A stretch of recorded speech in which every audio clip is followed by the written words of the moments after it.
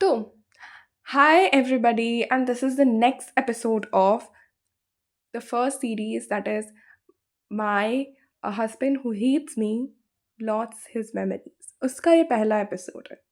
तो कहानी की कुछ इस तरीके से शुरुआत होती है कि मैं लिली एवरेट थियोडोर वैलेंटाइन से करीबन 2 साल पहले मिली थी और आज शादी का प्रपोजल की बात चल रही है। तुम्हें वैलेंटाइन के राजा से शादी करनी। क्या? ये क्या बोल रहे हैं? लगता है आखिरकार ये सच में ही पागल हो गए। ऐसा नहीं हो सकता। ये कितने भी क्रूअल हो तो ये ऐसा नहीं कर सकते कि मेरी शादी उस इंसान से कराएं जिसने बहुत दिनों पहले ही इंसानियत छोड़ दी है। वैलेंटीन परिवार। वैलेंटीन परिवार वो परिवार है जिसने जब फ्रांस किंगडम पे बुराइयां छाई तो नॉर्दर्न पार्ट को बचाया है स्टार्टिंग से। जनरेशन से कहा जाता है कि इन्होंने स्पिरिट से एक बड़ा समझौता किया है, पर अब उसी समझौते में तकरार और खटापन सा लग रहा है। राजा और रानी के बीच में भी दरार आ गई है और कैमलीन वैलेंटीन जो कि राजा बनने वाले थे, राजकुमार भी गायब हैं और अब उनके छोटे बेटे थियोडोर वैलेंटीन वही अब घर के रीति रिवाज चला रहे हैं। खटापन आया है इनके बीच में, इसी वजह से बहुत ज़्यादा ज़रूरी हो जाता है कि हर परिवार जो उनको सपोर्ट के लिए कोई भी परिवार नहीं आ गया है और जो ताकतें उनको देख रही थी ऊपर से, उन्होंने कभी ऐसा होने नहीं दिया कि उनके बीच में बाकी परिवारों के बीच में अच्छे संबंध बने। मुखिया और घर के बीच में तनाव को और ज़्यादा हिलाना चाहते हैं एवरेट फैमिली। लगता है कहीं न कहीं ये जो तकरार और दीवारें चल रही हैं, वो कहीं न कहीं एवरेट फैमिली की ही देन है। कहीं न कहीं इस वक़्त इस मामले का जो शिकार बन गया है, वो मेरी ही तरह ड्यूक ऑफ वैलेंटीन है, मतलब वैलेंटीन के राजा थियोडोर वैलेंटीन। ये मेरी उनसे शादी कराना चाहते हैं, जो मेरी ही तरह इस मामले का शिकार बन चुका है। देखो, वैलेंटीन के जो राजा हैं, उनसे मैं बहुत दिनों से छुटकारा पाना चाहता था और इससे बढ़िया मौका क्या ही हो सकता है। ऐसा लग भी नहीं रहा है कि बाकी के परिवार आगे आके उसकी मदद करेंगे और बाकी लोगों से सपोर्ट मिलना तो इम्पॉसिबल सा है। तो मैं चाहता हूँ कि तुम वैलेंटीन परिवार के छोटे बेटे से शादी करो। इससे उन्हें हमारे पैसे मिलेंगे और हम पूरी तरीके से वैलेंटीन परिवार को खा जाएंगे। अभी वो ज़्यादा ही नखरे करेगा और बोलेगा कि वो हमारे आगे झुकेगा नहीं, बट वक्त आते झुक ही जाएगा। लिली, तुम शादी से पहले शादी के रीति रिवाज सीखने की तैयारी करो। मुझे यकीन है कि कितनी भी तुम निपुण नहीं होगी, फिर भी तुम हमारे लिए बहुत कुछ कर सकती हो। हाँ पिताजी, अगर तुम समझती हो तो अब तुम जा सकती हो। मैं लिली एवरेट, जिसकी किस्मत पहले से ही लिखी हुई थी। कहाँ है किस्मत के आगे मेरी चलती, बट क्या ही कहूँ।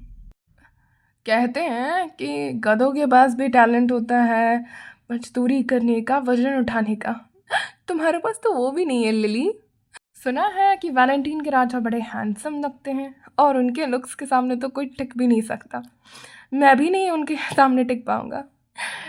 कुछ ज़्यादा ही नहीं अच्छा है ये जो मौका तुम्हें मिला है ये सारी चीज़ें करने का। कितनी लकी हो तुम।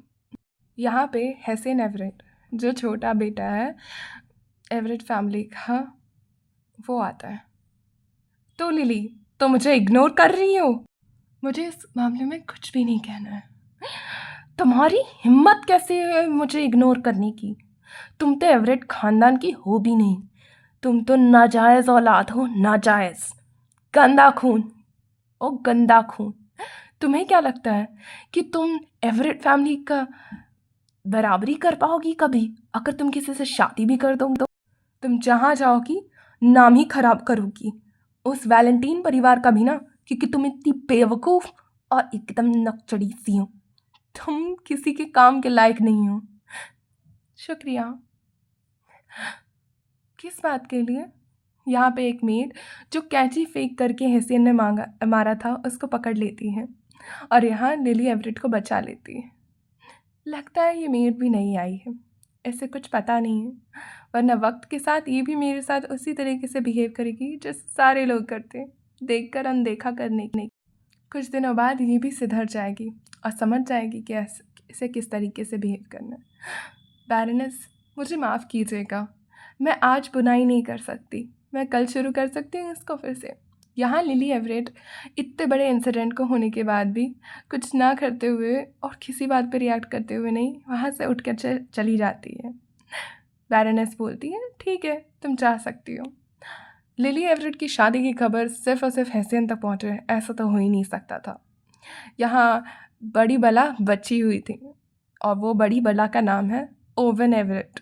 ओवन एवरेट एवरेट परिवार का बड़ा बेटा है और लिली एवरेट का बड़ा भाई, स्टेप ब्रदर एक सेंस में। हाय भाई। ओवन एवरेट, जो कि एवरेट खानदान का नेक्स्ट चिराग बनने वाला था। और लॉर्ड लेनन, आपको मेरा सलाम। लॉर्ड लेनन, मुझे भी भाई बुलाओ ना लिली, मैं भी तो तुम्हारे भाई ही जैसा हूँ। और वक्त के साथ तो तुम और खूबसूरत होते जा रही हो। तुम पागल कुत्ते, मेरा बस चलता तो तुम्हारी ज़बान काट लेती। ओवन यहाँ पे इंटरप्ट करते हुए बोलता है कि मैंने सुना है कि तुम्हारी शादी पक्की हो रही है वैलेंटीन परिवार के राजा के साथ। वो वैलेंटीनो ऐसे भी बड़े दिन से नाक पे चढ़ा हुआ था और यह अच्छी बात है कि तुम उससे शादी करके अब हम इसे काबू में कर सकेंगे।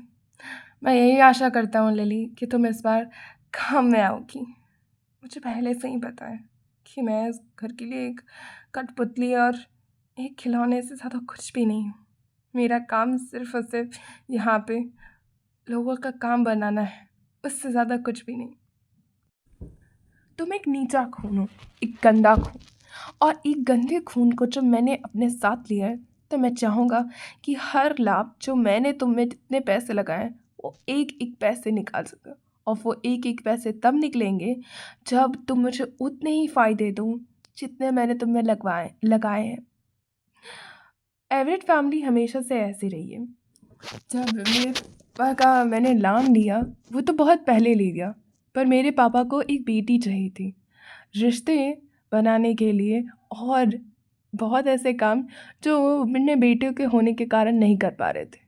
मेरे पापा को वेल्थ और पावर का बहुत ज़्यादा शौक़ था, इसीलिए एक नाजायज़ औलाद पैदा करने से अच्छा उन्होंने यही सोचा कि मुझ जैसे को उठा लेते हैं। इससे उनके काम भी बन रहे थे और उन्हें फालतू के कहीं पे पैसे भी नहीं लगाने पड़े। लिली एवरेट, जो देखने में कहीं ना कहीं उनके जैसे दिखती थी, एक छोटे से घर में जिसका ना पता नहीं है कि पापा कौन है, उसने एक नया नाम ले लिया।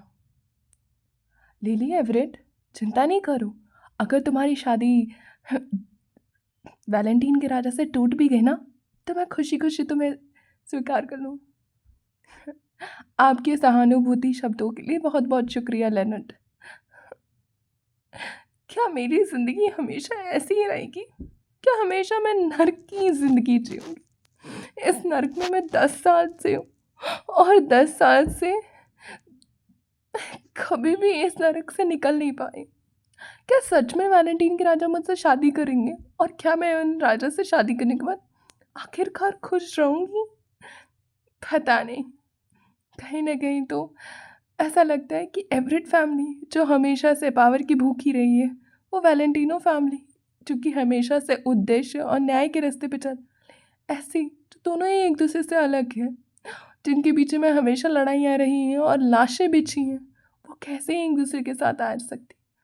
थियोडोर वैलेंटीनो भी कहाँ ही मुझे अच्छी नज़र से देखेंगे, पर फिर भी कहीं ना कहीं लगता है कि वो मुझे एक एक आस है कि इतने दिनों तक मैंने अपने आप को मारा नहीं, मौत तक नहीं गई, तो कभी हिम्मत नहीं जुटा पाई एक आस के भरोसे कि कहीं ना कहीं जब मेरी शादी होगी कोई आएगा मुझे लेने, और जिस दिन भी मेरी शादी होगी वो मुझे इस नरक जिसमें मैं 10 साल से रह रही हूँ उसमें से निकाल लेके जाएगा और फिर मैं हमेशा के लिए इस नरक से आज़ाद हो जाऊंगी।